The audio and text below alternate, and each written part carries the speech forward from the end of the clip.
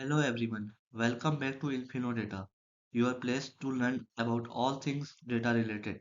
In today's video, we are going to dive into the types of data collection and why each type is so important. I will break down each method, keeping it simple and relevant with some interesting example to help you understand. So let's get started. So in this video, we will learn about types of data collection. So first type is survey. Survey are probably something we all know about. It's basically when we ask people a set of questions to collect their opinions, preferences, or experience. Survey can be done online, face to face, or even over the phone. So let's take an example. Let's say a smartphone company wants to improve its product.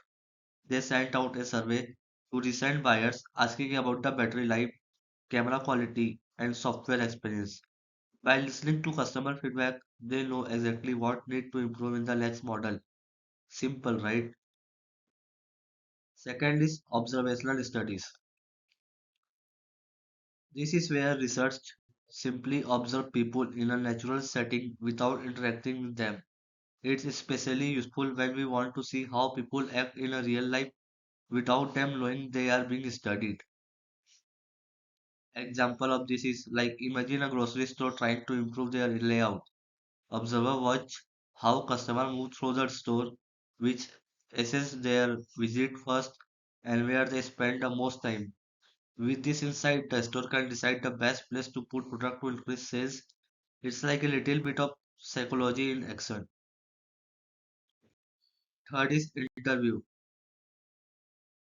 Now this is more personal because it's usually a one-to-one conversation. Interview are a great way to dive deeper into someone's thoughts, opinion, or experience. You got a lot more detail than with surveys. Example, think about a company wanting to improve its workplace culture. They set up interviews with employees to understand their experience, challenges at work.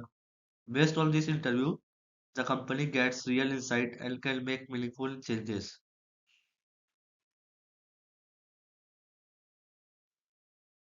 Alright, now we get to experiments. Experiments are a bit different because they involve controlling certain conditions to test how people react. This method is very popular in scientific research, but it's also super useful in marketing and design. Example of this is let's say an e-commerce website want to increase user engagement. They create two versions of the homepage, one with bright color and another with a simple clean look. By showing each version to different groups and checking who stay longer, they found out which design work better. This is also called A/B testing in machine learning and is very super powerful.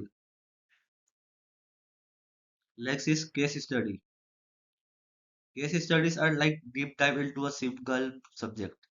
Instead of looking at a large group, case studies focus on one person, one event, or one business. This gives us really detailed insight of the topics. Example of this is imagine a logistic company with a unique process that cut delivery time significantly. A researcher does a case study on this company to understand what they do differently. This detailed knowledge then help other companies to improve their progress. It's all about learning from the best.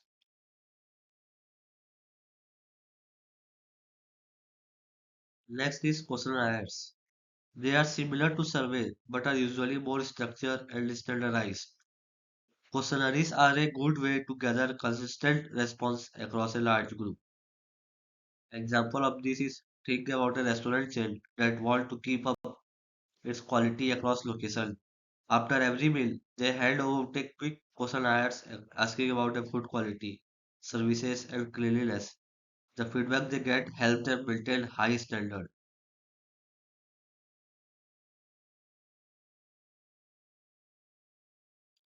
Finally, we have sensor data collection. Sensor can capture information from the physical environment like temperature, pressure, or motion.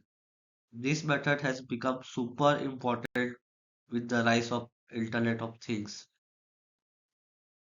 Example of this is imagine a city trying to manage traffic better.